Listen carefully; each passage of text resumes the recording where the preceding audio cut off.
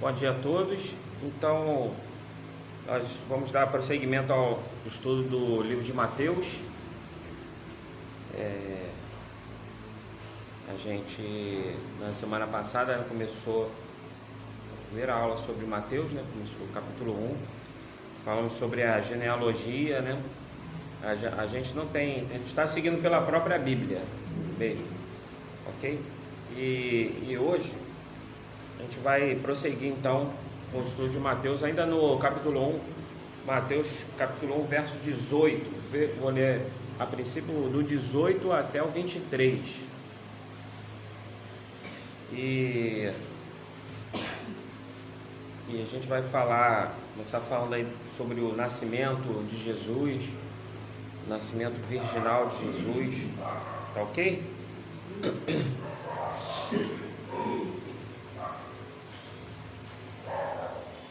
Lembrando, né, que a gente sabe que Mateus, ele queria mostrar que Jesus era o Messias, né? Como a gente falou aí na aula passada, ele queria fazer o povo compreender que Jesus era aquele que cumpriu as profecias, que ele veio da linhagem de Davi, da linhagem que os profetas falaram sobre o Messias, né? E então aqui a partir do 18 ele vai começar a falar sobre o nascimento, né?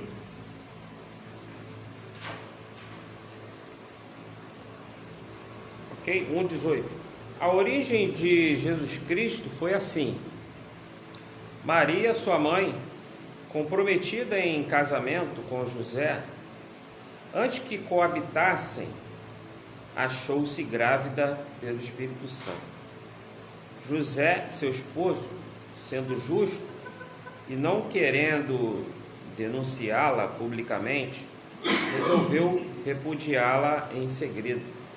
Enquanto assim decidia, eis que o anjo do Senhor manifestou-se a ele em sonho, dizendo: José, filho de Davi, não temas receber Maria, tua mulher, pois o que nela foi gerado vem do Espírito Santo.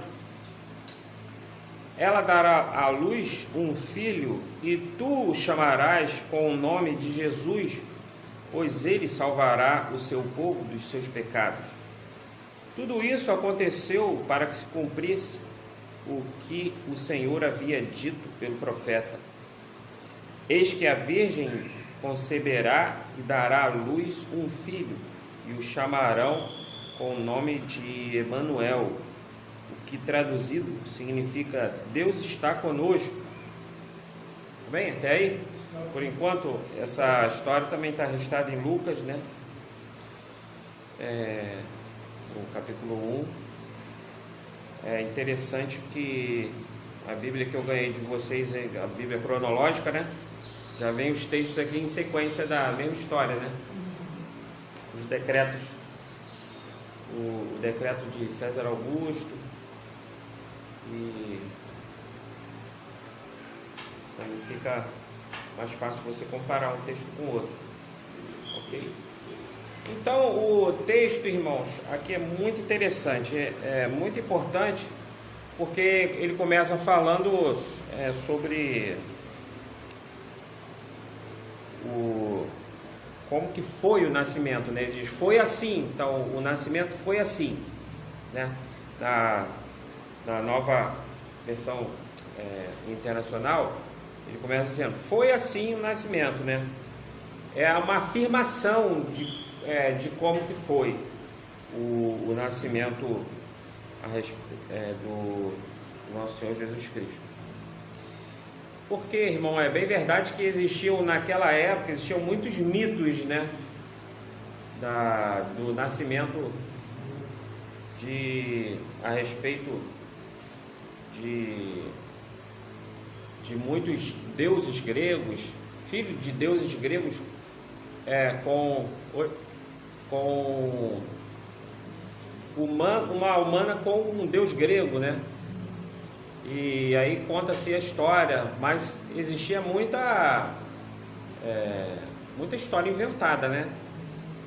Aqui não, ele não está fazendo essa relação, mesmo sabendo que existia naquela época muita lenda, né, contada de deuses gregos que tiveram filhos com mulheres. Mas ele não está fazendo essa relação aqui. Ele está contando como realmente um fato que aconteceu. Ele simplesmente quer mostrar que na plenitude dos tempos Deus enviou seu filho e ele pôde se encarnar, e ele se encarnou através de Maria. Foi possível a encarnação porque o Espírito Santo ele tomou a iniciativa, né? Deus tomou a iniciativa, ok? Então ele vai começar a explicar. Ele começa a falar que antes que Maria coabitasse com José, na tradução mais tradicional aí, acho que antes que ela conhecesse, né? A gente já até comentou quando falou de Gênesis, até que conhecer, a palavra grega realmente é quando teve relações, né? Então, antes que ela tivesse relações com José, ela achou-se grávida pelo Espírito Santo. Então, uma coisa interessante é a pessoa de Maria, né? Ela quase que fica esquecida por muitos evangélicos, né? Os crentes, por causa dessa veneração que a Igreja Católica tem, né? Eles acabam às vezes deixando de dar o verdadeiro valor que Maria tem, né? De amá-la, não no sentido de veneração, como os católicos, não no sentido de adoração, né? Mas ela é mãe do nosso Senhor Jesus Cristo, né? A Igreja Católica, claro, ela deturpou, né, a pessoa de Maria, né? Eles, para você ter uma ideia, eu vou comentar aqui a posição que a Igreja Católica tem sobre Maria, ok? Nós sabemos que ela é a mãe do nosso Senhor Jesus Cristo, mas um privilégio muito grande, foi escolhida entre todas as mulheres, né? O anjo disse para ela: você foi agraciada, né? Mas vamos entender aqui o que a Igreja Católica vê em Maria. Como é que a Igreja Católica vê Maria? Em relação a Maria, para o nosso conhecimento, então, existe uma expressão que eles chamam Maria, Mãe de Deus, né? Mãe de Deus. E essa expressão, que é a expressão grega Theokotos, é porque houve um concílio, o concílio de Efésios, em 431, nesse concílio, eles definiram, né, como doutrina que Jesus era o próprio Deus. Eles não queriam falar de Maria nesse concílio, né? O foco deles não era esse, porque existia um herege chamado Arius, né? Essa doutrina ariana era o testemunho de Jeová da época, né? Ele pregava que Jesus não era Deus, né? Exatamente. E então Arius ele começou a negar a divindade de Cristo. Então, nesse concílio, eles debateram e serviu para afirmar que Jesus Cristo é Deus. Então, se Jesus Cristo é Deus, Maria é mãe de Deus. Aí surgiu essa expressão, mas não para falar que Maria era divina, nada disso, né? Mas a Igreja Católica acabou reinterpretando, né, essa expressão, usando de forma errada, né? Essa expressão de mãe de Deus. Chegaram a chamar ela de rainha dos céus, né? Que absurdo, né? Não tem muita alegria a gente usar essa expressão, né? Qual? Rainha dos céus é uma que tem muita alegria, né? Aham. Não é? Ele usava? Não, ele usava muito essa expressão, rainha dos céus e tal. Não, o profeta não, pô. O profeta não. Nos tempos dele. Então, a Igreja Católica, ela acabou deturpando essa expressão, né? E colocou Maria numa posição um pouco inferior a Deus, mas uma posição acima dos homens, né? Chamando de rainha dos céus. E de repente até você já rezou aí, quando você antes de se converter, né? Santa Maria, Mãe de Deus, rogai por nós pecadores, né? Mas ela também não roga por ninguém, né? Não está intercedendo por ninguém, né? Quando nós oramos diretamente a Deus, né? O Espírito Santo intercede por nós e nós oramos em nome do nosso Senhor Jesus Cristo. A segunda doutrina que os católicos defendem na sua doutrina, né, é sobre a virgindade perpétua, né, de Maria. Bom, quando nós olhamos para a Escritura Sagrada, para os textos mais adiante, fica bem claro, né, que Maria teve mais filhos. Tem texto que fala que os irmãos de Jesus apareceu, tá aí fora os teus irmãos, fala das irmãs, apesar de que a palavra grega também servia para irmão ou para primo, irmão, que eles chamavam um primo mais próximo, também era usada, né? Essa é uma defesa dos católicos, né? E até nos comentários da Bíblia de Jerusalém, que é uma Bíblia católica, né? Então os comentários também eles defendem um pouco essa ideia, né? Mas fica bem claro que Jesus teve outros filhos. Os católicos eles defendem de que quando Jesus foi crucificado, Maria estava sozinha. Aí, cadê os filhos dela?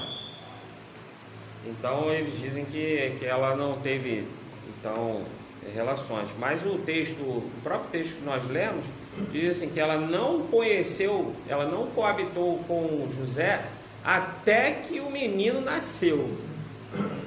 Então depois José teve os seus direitos, ele usufruiu dos seus direitos, né? E a terceira doutrina que eu queria comentar é sobre que Maria era livre de pecados. Para os católicos, na sua doutrina, a Maria também não pecou. Porque para Jesus nascer sem pecado, Maria também tinha que ser sem pecado. Para não receber o pecado original, né? Aquela mancha do pecado original. Então Maria também, ela foi sem pecado. Então a mãe de Maria também teria que ser sem pecado, né? Para ela nascer também sem a mancha, né?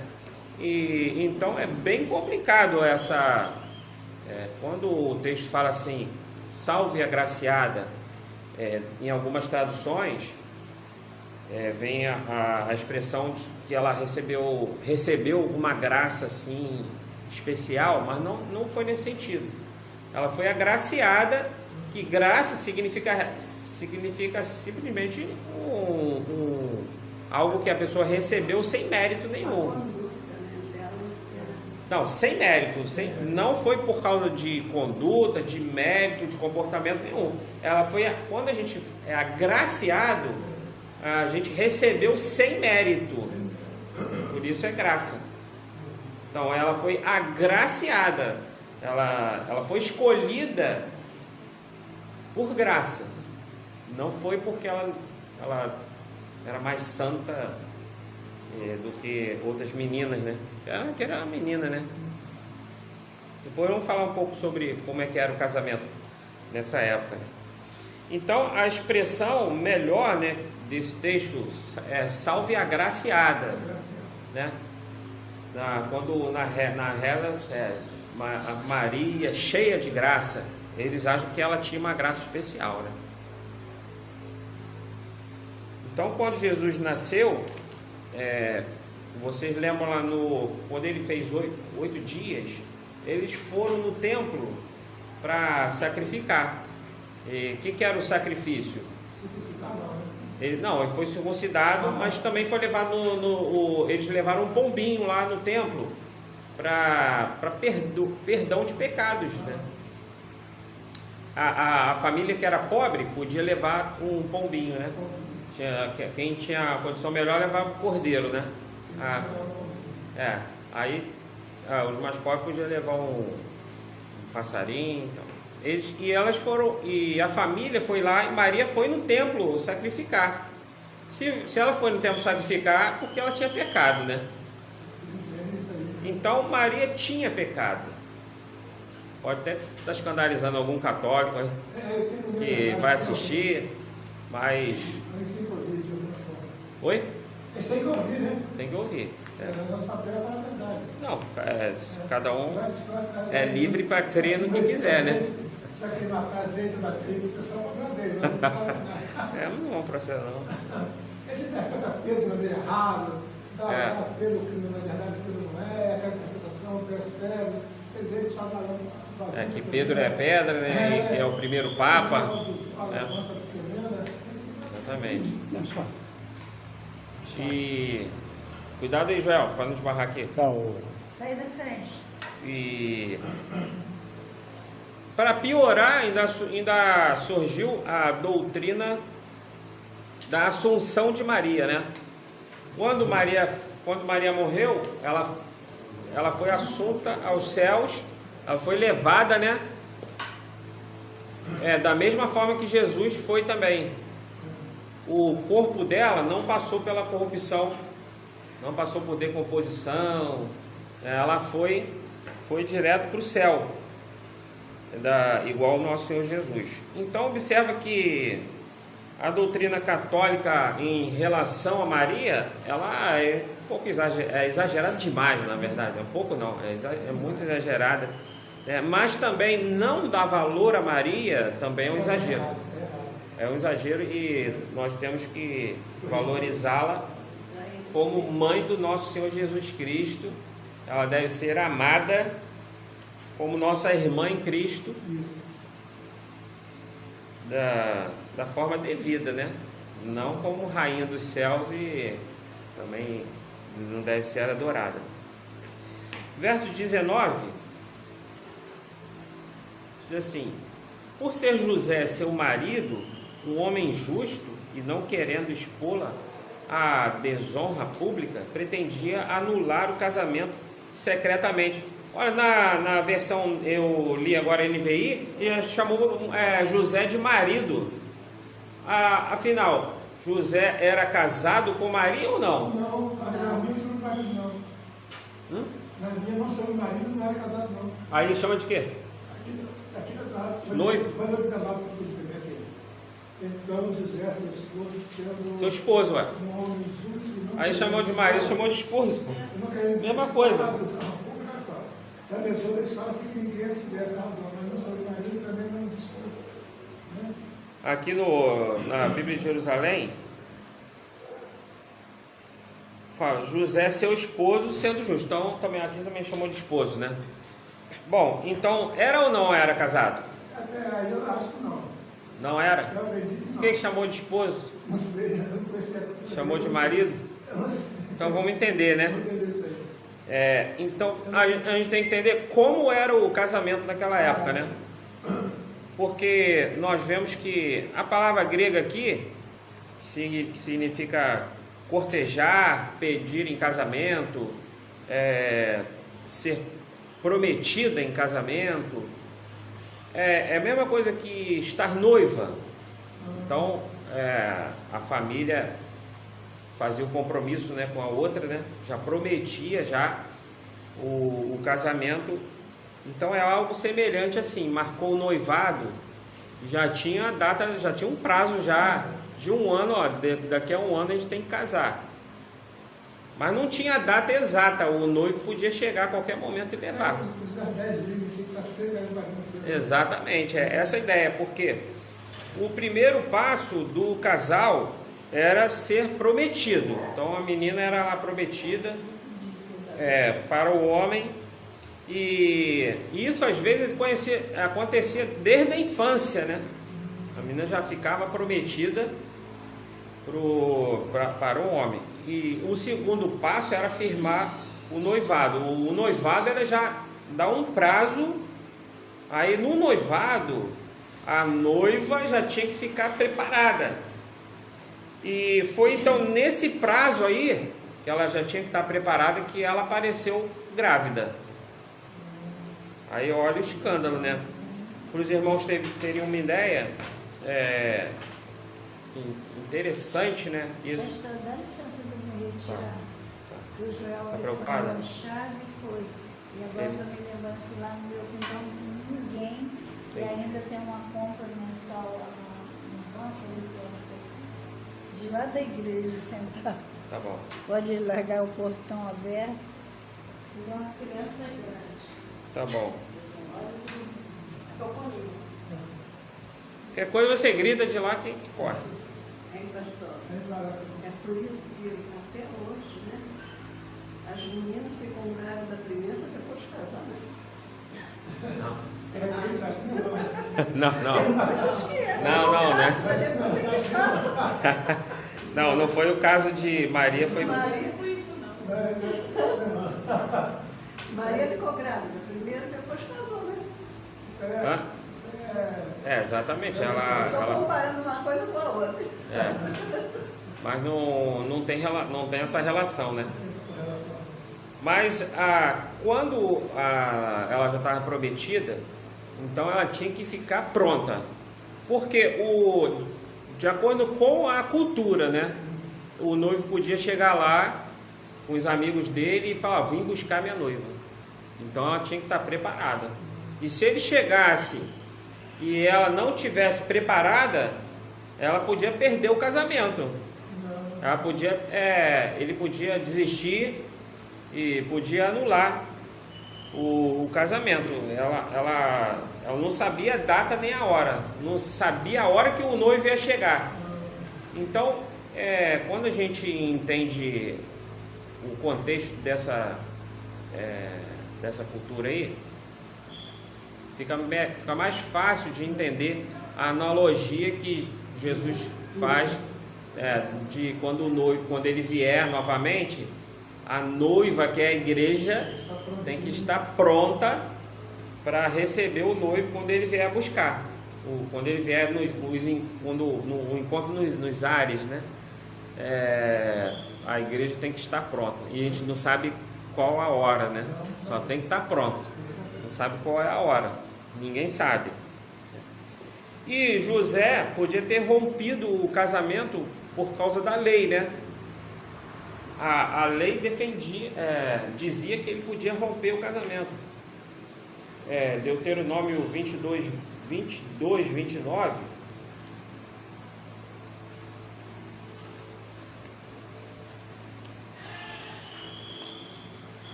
Deuteronômio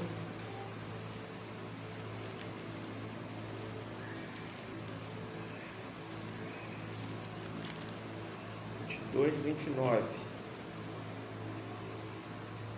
28. Se um homem encontra uma jovem virgem que não está prometida e agarra e se deitou... Não, 29. O homem que se deitou com ela dará ao pai da jovem 50 ciclos de prata e ela ficará sendo a sua mulher, uma vez que ele abusou dela.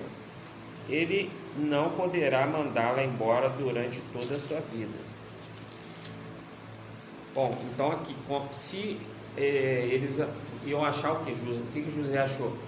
Que ela adulterou com alguém, né? Porque ele não sabia, né? E a outra lei que dizia que ele podia então anular o seu casamento, né? Ele podia fazer de duas formas. Ou ele podia fazer de forma pública, e se ele fizesse de forma pública, ele podia chamar os amigos, os homens lá para poder apedrejar ela, ou ele fazia em particular. Aí ele poderia deixá-la, já que ela teve relações com outro homem, o que teve relações que teria que ficar com ela. E ele então resolveu fazer no particular. Primeiro que ele era justo e porque também Maria tinha um bom testemunho, né? Que se não tivesse bom testemunho, talvez ele entregasse, né? De repente até um homem justo entregasse a uma mulher que tivesse má fama, mas o testemunho, ele sabia quem era Maria, né? O anjo também visitou ele. Ele avisou depois, né? Foi depois. Né? Avisou depois, né? Mas ele...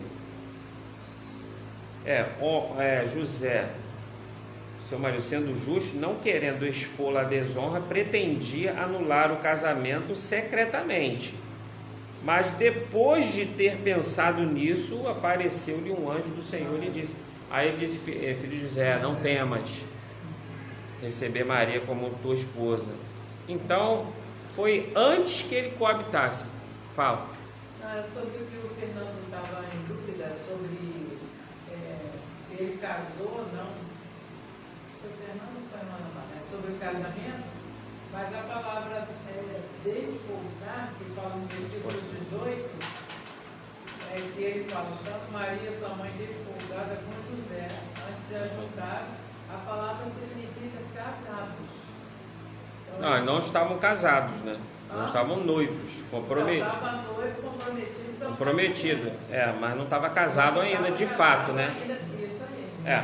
Estava como se tivesse noivos, prometidos, né? Tinha, então, que eu falei, tinha 3 partes, né? Quando era prometida e depois quando marcava o prazo. Então, quando marcava o prazo era tipo um noivado, né? Então, ela estava nesse prazo. Já tinha marcado que, nós vamos casar. Quando ela ficou grávida, já estava noiva. Assim, né, nossa época aqui, a palavra que combinando, né, melhor seria um noivado, né? Okay. Posso falar aqui uma coisa? Pode. Eu, quando namorei meu marido, estamos noivo 4 anos. Aí, quando houve o casamento, ele ia casar na igreja católica, porque eu não era cristã na época, né? E o padre não faleceu, né? Aliás, o civil não faleceu, que é o que faz o casamento do cartório. Né? Aí a minha sogra virou para o meu pai e falou assim, ela vai acompanhar meu filho, mesmo sem casar. Porque vocês estão nessas festanças todas. Aí meu pai pegou e disse assim, ela não vai, ela só sai daqui com a fada.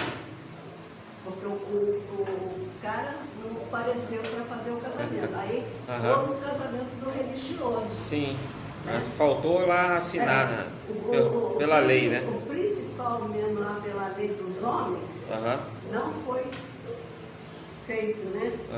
Aí minha sogra disse assim, ela vai acompanhar sim o meu filho. Aí meu pai disse, não, ela só sai daqui casada. E com isso, sabe quanto tempo levou? 3 dias. 3 dias? Foi pouco, né? Pro cara do cartório. Agora, para quem queria casar logo é muito, né? Aí ligou, mas eu era tão inocente que eu falava assim pro meu pai, se eu casei, eu tenho que ir com o meu nome. Meu pai disse, não senhora. Os problemas os problemas entre a lei e a cerimônia religiosa, né? Por isso, você com a pessoa, ela dá entrada lá no cartório e ela traz o livro, né? Traz um livro para finalizar no mesmo ato, né? Nem todo mundo consegue fazer isso, né? Então, quando a pessoa faz no cartório antes da cerimônia, e aí, está casado ou não está casado? Espera a cerimônia ou não espera a cerimônia? Primeiro era no cartório. Não, hoje também, mas porque hoje você tem que trazer, né? Tem que trazer o livro e assinar no momento ali, aí assina e o pastor então fala, eu vos declaro marido e mulher. Tudo junto, né? É junto. Mas quando assina antes? Está casado lá quando assina ou quando faz a cerimônia? Não, na lei dos homens é quando assina, né? Então já casou. Então já está casado na cerimônia? E a cerimônia? A cerimônia você tá pedindo a bênção de Deus na cerimônia. Na cerimônia você está apresentando para a comunidade e você está pedindo a bênção de Deus. Acho que o certo é Por aquilo que... Já aconteceu na prova. Exatamente, que é o compromisso que já foi feito, ok? O compromisso já foi feito. Você está pedindo para Deus abençoar e uma cerimônia pública, né? Mas você, quando assinou lá, já estava casada, mas a maioria prefere esperar a cerimônia, né? Para poder... E aí, quando o pastor fala lá, eu vos declaro, é como se estivesse confirmando naquele momento ali. Né? Então tem essa diferença aí, mas uns demoram um pouco, outros demoram mais. Mas o importante é o compromisso feito, né? E ser apresentado a Deus e pedir a bênção de Deus, né? Porque Paulo fala, digno de honra seja o matrimônio. Bom, sobre o nascimento virginal, qual a importância, né, de... Jesus não podia ter nascido, José foi lá, teve relações com Maria e Jesus ter nascido? Por que tem que ser um nascimento virginal? pelo Espírito Santo, né, pastor? Foi porque tinha que ser do Espírito Santo? Tinha que ser. Tinha que ser? Tinha que ser. Porque o sexo era pecado? Não, o sexo não era pescado, Sexo. mas eu acho que ele esperou primeiro, nasceu o menino, para depois ter relação com o outro. Então, não foi natural, exatamente. Só pode ter sido isso. Então, por que foi pelo Espírito Santo, não foi através da relação sexual? Boa pergunta. Então, a pergunta é, o sexo era pecado? Naquele tempo, É. já era. Não era pecado, né? Não era pecado, o sexo não era pecado. Naquele tempo não era não? Hã? Não era não? Não, é pecado fora do casamento, mas o sexo não é pecado, porque se casou Eu tô dizendo. e teve relações, não, então... O motor do casamento é certo, mas fora é pecado. Isso que eu quero dizer. Então, tem, no ponto de vista de importância, né, de por que ter nascido de uma virgem, né? Então, a primeira coisa é que foi uma iniciativa de Deus. Ele nasceu, foi o Espírito Santo que veio, o Espírito de Deus, e colocou a semente lá. Lembra da profecia de Gênesis, capítulo 3? Que nasceria da semente da mulher, nasceria um homem que salvaria, né? E esmagaria a cabeça da serpente. E essa profecia eles já estavam esperando, ela já foi apontada para o Messias, né? Já apontava para o Messias. E então a iniciativa, quem tomou, para ficar bem claro que a iniciativa quem tomou foi Deus. Eu vou colocar lá a semente da mulher, né? Então é Deus que toma a iniciativa. Outra coisa é que possibilita a união entre a divindade e a humanidade de Cristo, né? Porque nós cremos, nós defendemos que Jesus ele é 100% Deus e 100% homem. Ele tem uma natureza divina e uma natureza humana. Ao longo da história surgiram várias correntes doutrinárias e muitos acreditam hoje, né? Tem muito crente defendendo ideia herege aí, dos hereges que surgiram no passado, e a gente tem que tomar cuidado, porque de repente você pode ser um desses aí, né? Tá defendendo uma ideia aí, né? Uma heresia. Então, como que é importante saber o porquê de ter nascido de uma virgem, né? Bom, mas seguindo aí, vamos deixar isso mais para o final. Outra importância é que torna possível a verdadeira humanidade de Cristo, porque muitos defendiam também que Jesus Cristo não era humano, era só divino. Até quando a gente fala assim, Jesus não pecou, né? Ou então quando uma pessoa peca, aí quando alguém fala assim, poxa, mas Jesus é o nosso modelo, né? Jesus não foi assim. Aí a pessoa responde assim, ah, mas Jesus é Deus, né? Quem já ouviu? Não, só... parece até que Jesus não foi humano, né? De verdade, né? Então ele não pecou, mas ele poderia ter pecado? Sim ou não? Jesus poderia ter pecado? Como ser humano, sim, como humano, né?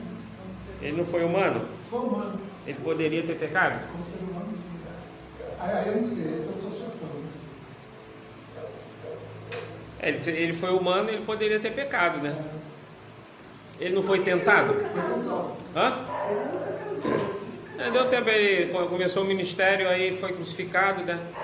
Eu acho que ele não quis casar, ia deixar a viúva, 33 anos, ia deixar a viúva, de repente com filhos, apesar de ter uma linha, de ter uma doutrina aí, né? De ter uma linha aí de pensar. Alguns defendem que ele teve filhos com Maria Madalena, né? Tem livro apócrifo aí que diz que tem até os descendentes de Jesus, né? Tem até aí um grupo que diz que é descendente de Jesus com Maria Madalena, né? Só porque Jesus tinha um carinho assim especial por ela, mas ele não teve nenhuma relação com ela. Mas tem livro apócrifo que defende, né? A missão dele era dada pelo pai, né?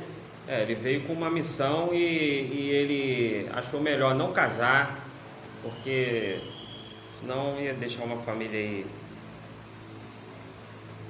Bom, então torna possível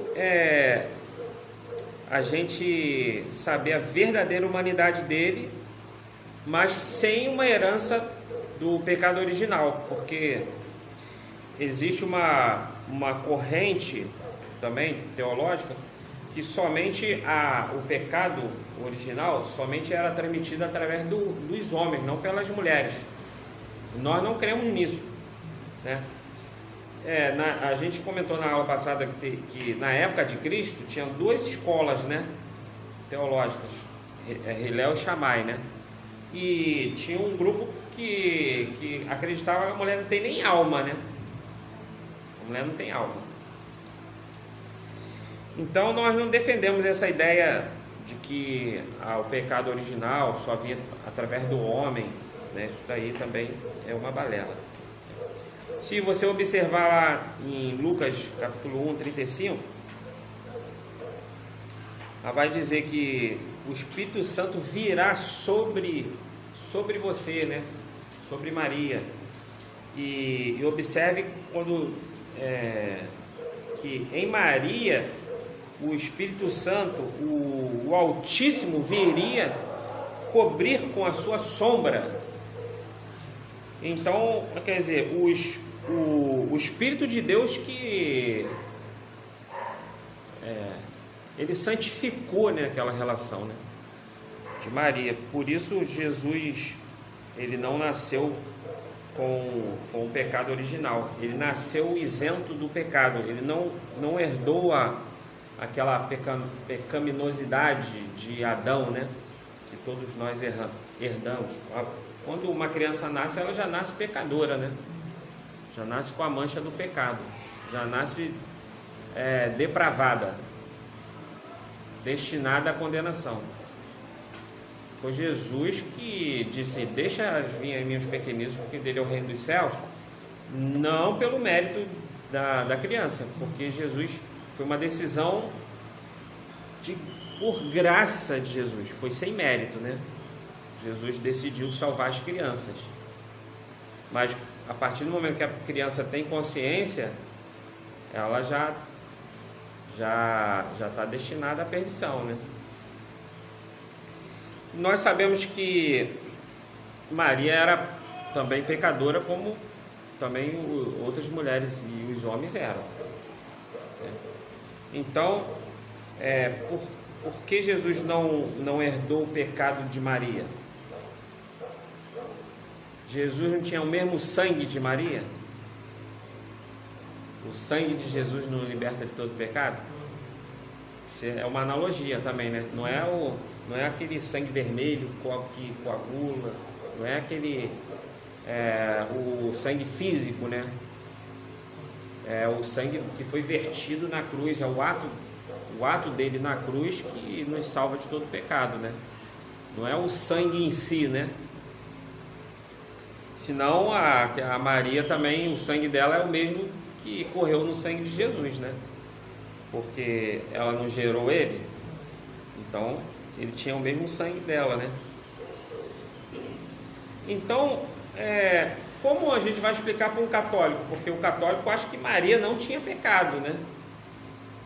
Mas Maria tinha pecado. Então, Jesus, ele não herdou a natureza pecaminosa porque ele não veio da descendência de Adão diretamente. A genealogia dele, nós quando lemos a genealogia, é a genealogia legal, né? Que estaria no cartório se ele existisse cartório, né? Que ele veio de José. José adotou, se tornou pai legal de Jesus, mas José era pai adotivo, né? Ele não teve o sangue de José, certo? Então ele não teve nem do pai de José, de Jacó, nem de ninguém da genealogia de José. Mas a pergunta para o católico é: como é que Maria nasceu? Maria nasceu de uma relação normal, né? Então ela nasceu com a mancha do pecado. Maria não caiu do céu, né? Foi o Espírito Santo que teve relação também com a mãe de Maria. Então foi Deus que santificou esse nascimento, né? Ok? Até aí? Verso 19. Porque por ser José justo, não querendo difamá-la, a desonra pública, né? Então o texto diz que José era um homem justo, né? Essa expressão não é que José também não tinha pecado, né? Aí é mais uma doutrina errônea. É uma expressão que significa que ele cumpria a lei, ele obedecia os estatutos, os mandamentos de que lei? Da lei de Moisés, da Torá, exatamente.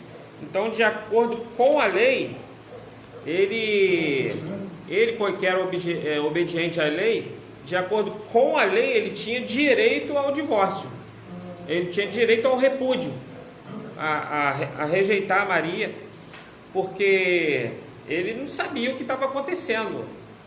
Imagina, um escândalo, né? E tudo indicava que Maria tinha cometido um adultério, até o anjo aparecer para ele e falar com ele, né?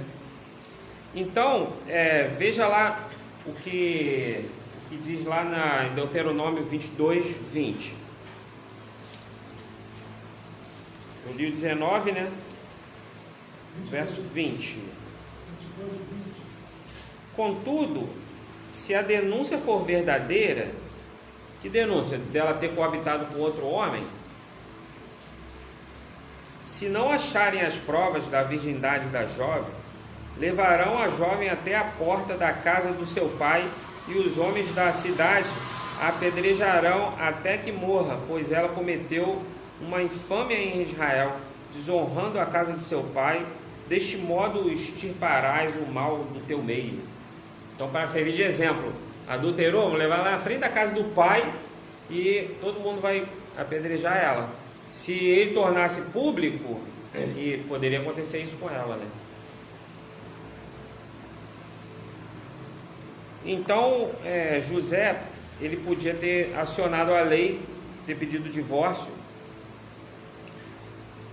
e então Maria ainda estava na casa do pai, né?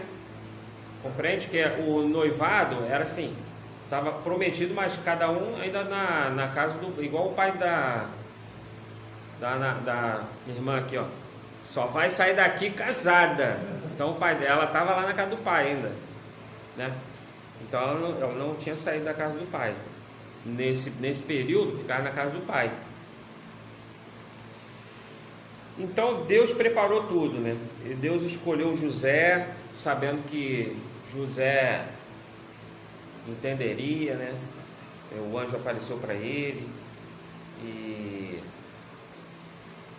às vezes, né, a gente fica pensando assim, qual seria a nossa reação? Nós somos homens, né? Qual seria a nossa reação no lugar de José? Qual seria a reação de um cara bem machão, hein? Ah, não aceita não, de jeito nenhum, né? Então, mas José aceitou. E aí, José era bobo? José era otário? Era banana? Era fraco? Não, né? Mas nossa reação qual seria? A gente já é com a pedra na mão, né? Então a gente tem que pensar, né? Pedra nela! É só para a gente refletir, né? Talvez né, Deus nos usasse também, né? E verso 20, então. Mas, depois de ter pensado nisso, apareceu-lhe um anjo do Senhor em sonho e disse: José, filho de Davi, não tema receber Maria como sua esposa, porque o que nela foi gerado procede do Espírito Santo. Ela dará à luz um filho e você deverá dar-lhe o nome de Jesus, porque ele salvará o seu povo dos pecados. Então, quem deu o nome de Jesus? Foi o anjo que deu. Ele falou para José, né? Então o anjo já veio com o nome já, né? Yoshua, né? Joshua, que depois do cativeiro teve uma influência persa e virou Yeshua, né? Então Jesus, já no português traduzido para nós, no português, Jesus ou Josué tinha o mesmo significado, né? Qual é o significado? Salvação, né? Yahvé é a salvação. É a salvação, né? Verso 22. Tudo isso aconteceu para que se cumprisse o que o Senhor dissera pelo profeta. Só confirma a hora aí, por favor. 9:41. Tá. Então ele vai citar uma profecia de Isaías, né? Isaías 7,14. Que significa? Ele diz, 22. Tudo isso aconteceu para que cumprisse o que foi dito pelo profeta. A virgem ficará grávida e dará à luz um filho, e lhe chamarão Emanuel, que significa Deus conosco. Então vamos agora comentar um pouco sobre essa virgem, né? Essa palavra. Porque ele fala aqui de uma expressão usada pelo profeta Isaías, né? Está lá em Isaías capítulo 7. E a gente vai finalizar nesse trecho aqui, tá ok? 7. Vamos ler esse trechinho aqui para a gente entender melhor? Capítulo 7, No tempo de Acais, filho de Jotão, filho de Josias, rei de Judá, subiram contra Jerusalém Razom, rei de Arã, e Faceia, filho de Romelias, rei de Israel, a fim de tomá-la de assalto, mas não conseguiram atacá-la. Verso 2. Um aviso foi dado à casa de Davi de que Arã acampara no território de Efraim. Com isto, agitou-se o coração e o coração do seu povo, como se agitam as árvores dos bosques impelidas pelo vento. Verso 3.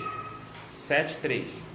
Então disse Yahvé a Isaías: vai ao encontro de Acais, tu juntamente com o teu filho Sear e Azul, Encontrá-lo-ás no fim do canal da piscina superior, na estrada do campo do pisoeiro. Tu lhes dirás: toma as tuas precauções, mas conserva a calma e não tenhas medo, nem vacile o teu coração diante desses dois tições fumegantes, isto é, por causa da cólera de Razon, de Arã e do filho de Romelias.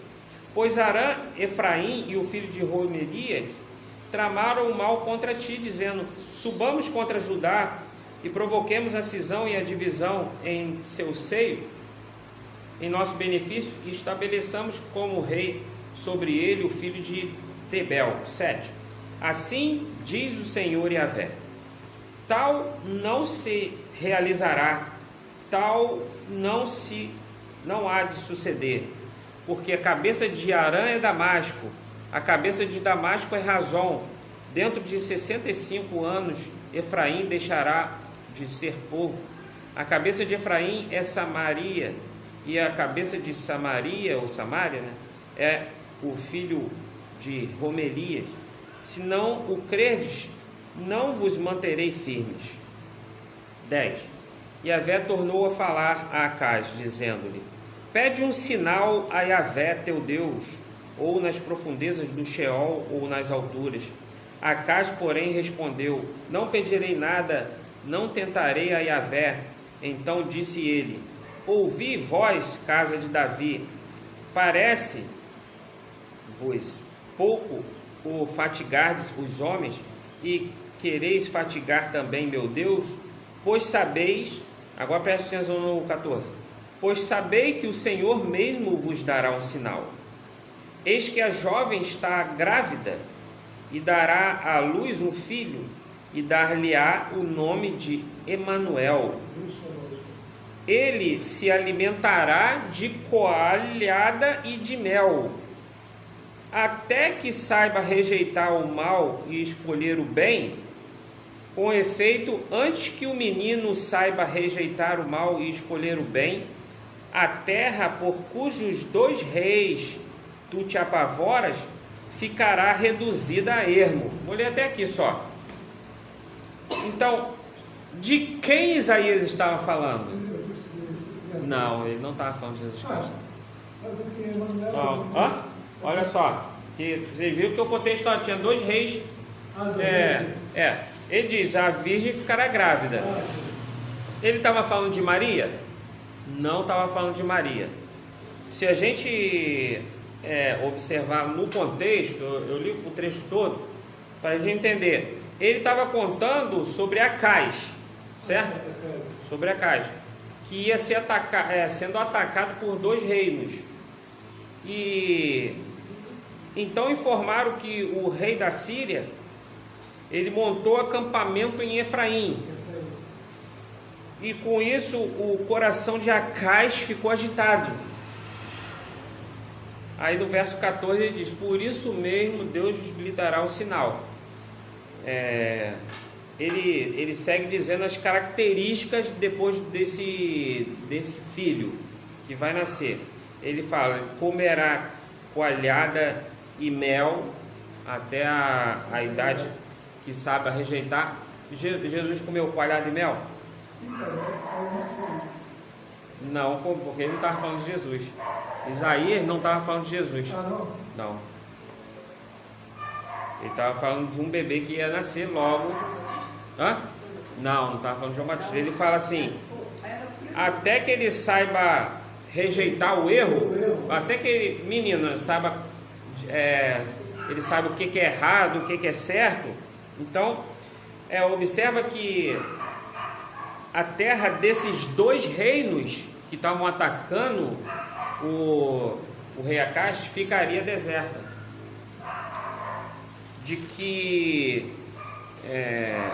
De modo que ele traria o rei da Síria sobre ele, né, e sobre o seu povo, e sobre a descendência do seu pai.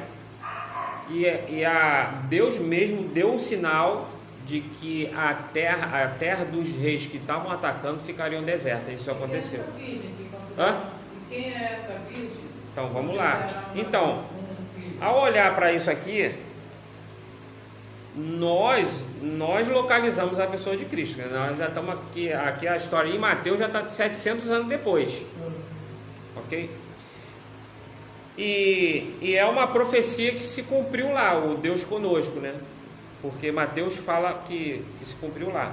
Então, a palavra virgem no hebraico não é igual à palavra portuguesa, né?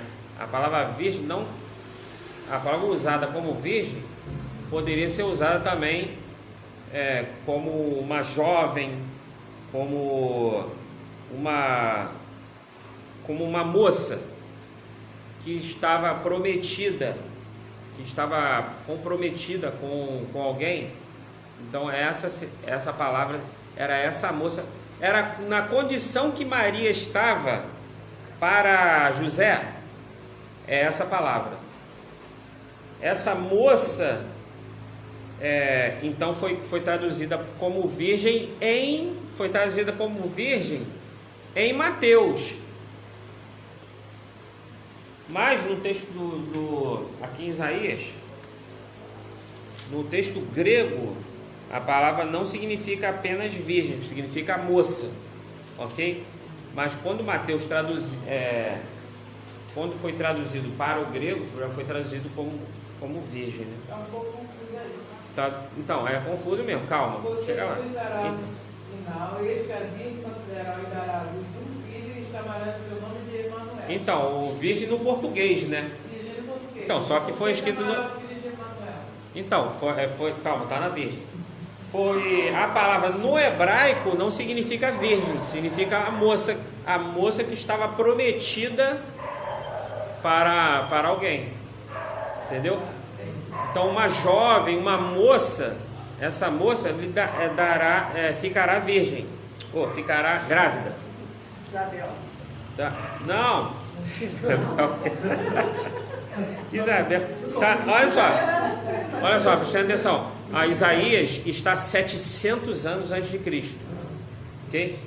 E Isabel era a prima de Maria. Então, então o que aconteceu o que estava acontecendo ali? Né? Isaías ele tinha perdido a esposa, a viúva, né? Então tinha uma outra moça que estava prometida a Isaías. É essa moça. Essa é a moça que Isaías está falando. Então Deus está falando assim para ele: antes que o filho dessa moça aí, que seria o filho de quem? De Isaías. O filho de Isaías, antes que ele saiba discernir o bem e o mal, os dois reinos, a terra estaria vazia. Então o que aconteceu? Isaías estava noivo de uma nova moça, essa que ele está falando. Ele não sabe ainda que Jesus virá. Quando o profeta fala uma coisa, ele está sendo boca de Deus, mas nem ele sabe direito ainda. Depois lá na frente, Mateus que vai chamar a profecia para Jesus. E muitas outras profecias. Por exemplo, o leão da tribo de vamos mais atrás. Quando Eva ficou grávida de novo, quando Abel nasceu, aí a Eva disse assim: é esse que vai salvar, que vai pisar na cabeça da serpente, tá entendendo?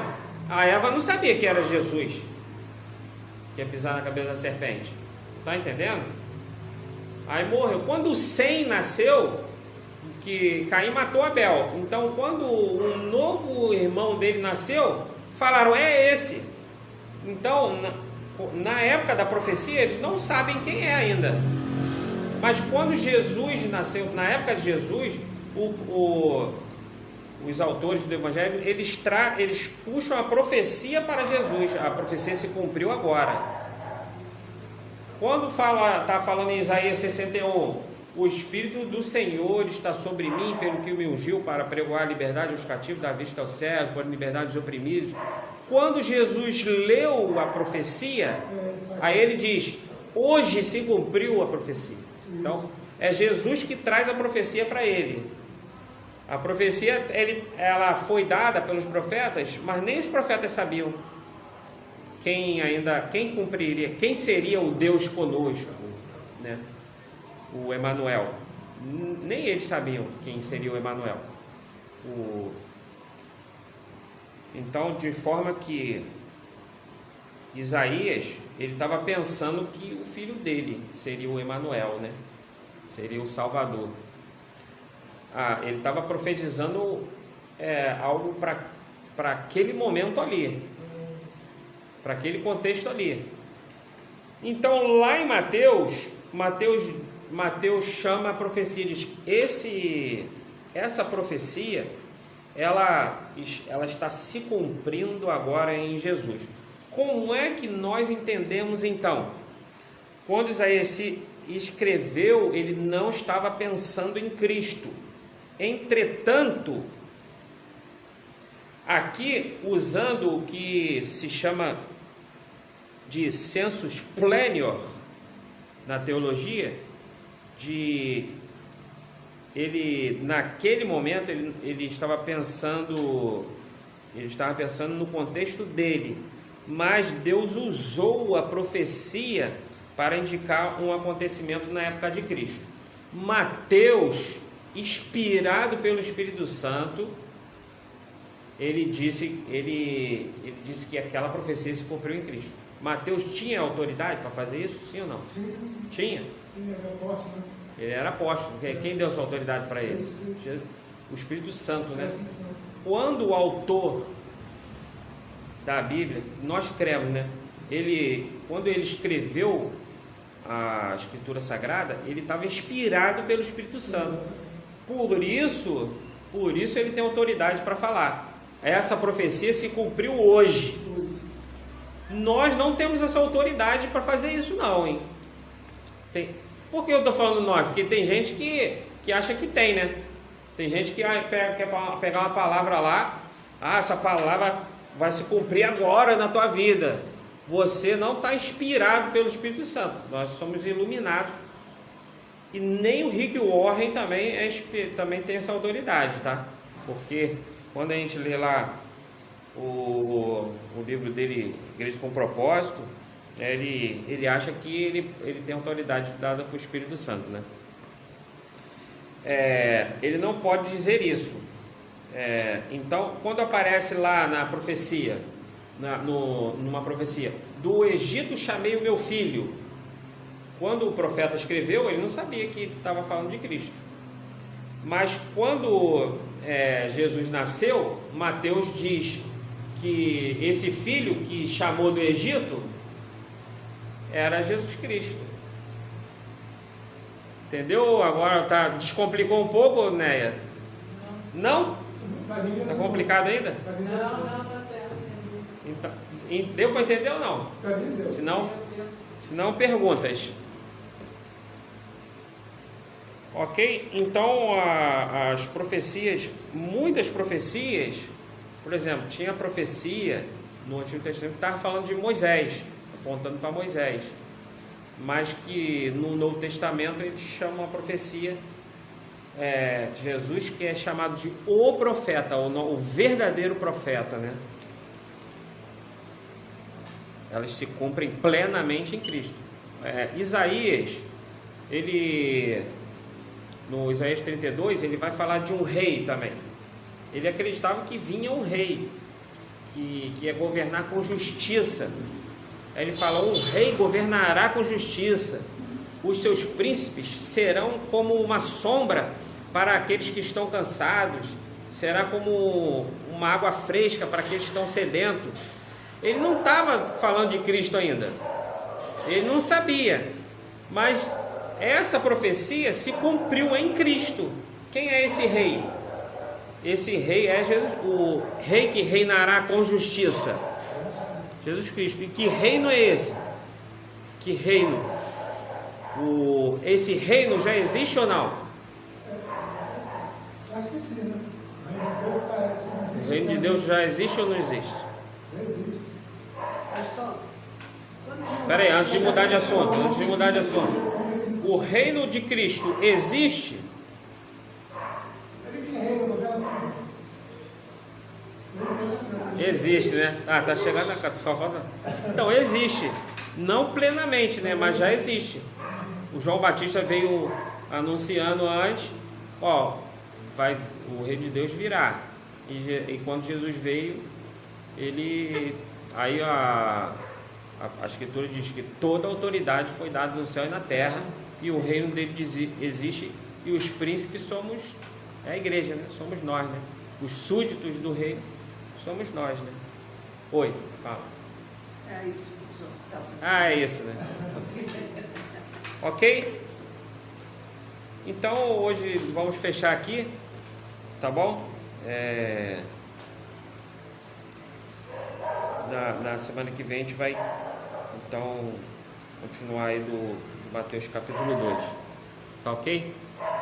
Então que Deus abençoe a todos aí, todos que estão acompanhando a gente, e um bom domingo a todos.